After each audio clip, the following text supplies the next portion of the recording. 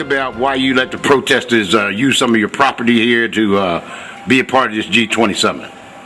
Well, the people who are here with the tent city represent the working people throughout the world who need jobs that pay a living wage, that provide for health care and other benefits to enable them to have a decent quality of life. And so we have people here from all over the country, primarily working people, people with families. We have a whole family here because their house was foreclosed on, and so they're here out of concern about the housing foreclosures. But all of us are trying to get a message out. We're not here to have confrontation with the police. We're here to let all working people know and understand that we need to come together to bring about some fundamental changes in our financial structure at this point because we're being killed. We're being killed one community at a time. And people may have a job now, may be doing all right, but tomorrow you may not have a job. And so before that happens, you need to understand that workers need to come together and we need to begin to organize to change the structure. We're trying to reawaken Dr. Martin Luther King's campaign of a poor people's campaign.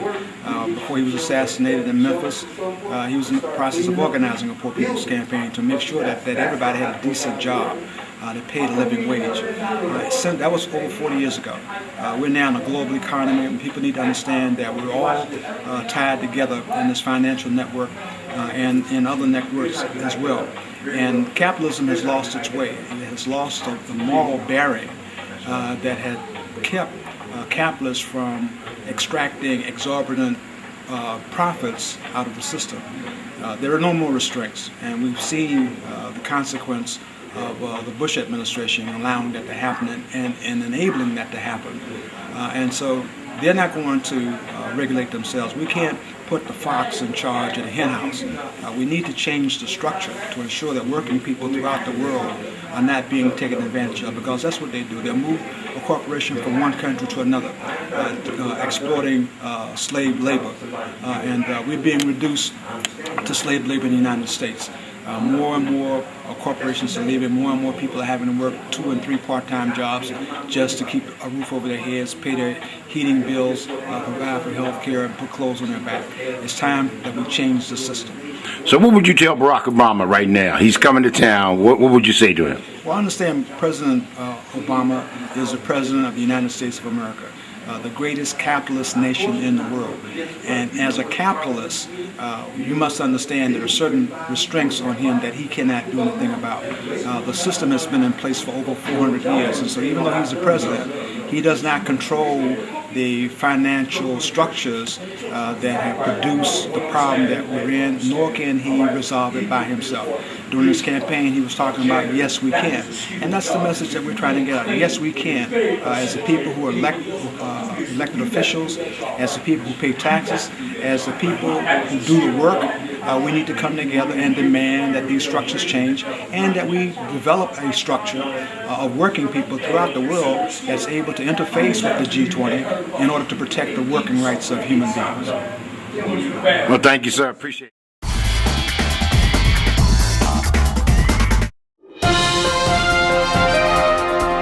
Protesting today because it's the right thing to do. That's what you do. It's a blessed thing to do in the way it's helping people that needs help. They're out here talking for something to help us. Yes, right. So why not give our help right back? By feeding these people, it gave me joy, and it also gave them joy to eat. They didn't know where their next hot meal was coming from. Right. And every day I've been here. Every day since they've been here. Right. Before they even got here. Amen. All my meals were planned. I served 7 in the morning, 12 in the afternoon, and 7 at night.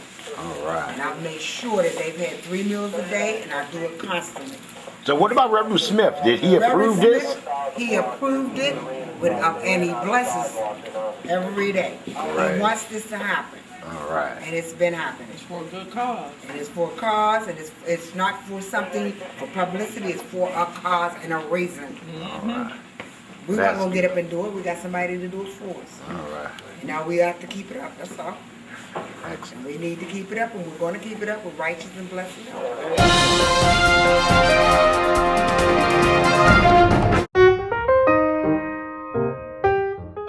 Yes, sir. That's my question. Why don't we get an opportunity to see him? We did vote for him. All right. That's all I want to know.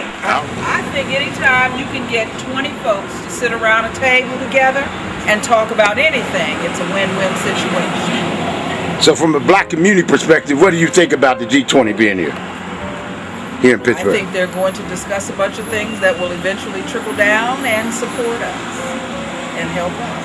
And you are? Joyce Broadus. And you, what's your title here? I'm the manager of the Hill District Library. I thought that was you. Yeah. All right. Well, glad to see you, Joyce, and glad to see you managing. And you are? I'm Bonnie Young Lang. And what do you think of the G20 coming to Pittsburgh? I think it's a disruption. I think it's a waste of resources. And I think it came here because they think Pittsburgh people are passive. That's what I think. Who? Micah Taylor. And Micah, tell me what you think about the G20 coming to Pittsburgh. I think the G20 coming to Pittsburgh is a good thing because it puts Pittsburgh on the map. And I think that it also shows how Pittsburgh has grown from when it was when I grew up here and what it was like to where it's come to now. Being from a steelworking kind of industry now to being a leader in health, medicine, technology, those kind of things. So now, what do you think when the G20 leaves here? What do you think Pittsburgh ought to get out of this conference? If anything, I think it's given us a lot of exposure, and I think it should be considered for other events possibly in the future. That people will say, hey, it was a good thing, and it was a good place for us to go. Maybe other companies, other conferences, and things like that will come and cause us to grow some more in the future. And Micah, what kind of work do you do? Me, I'm social worker by trade. Also involved in student affairs work, anything involving public policy, that whole area. So now, in the area of employment, how has Pittsburgh been for you as an African American male?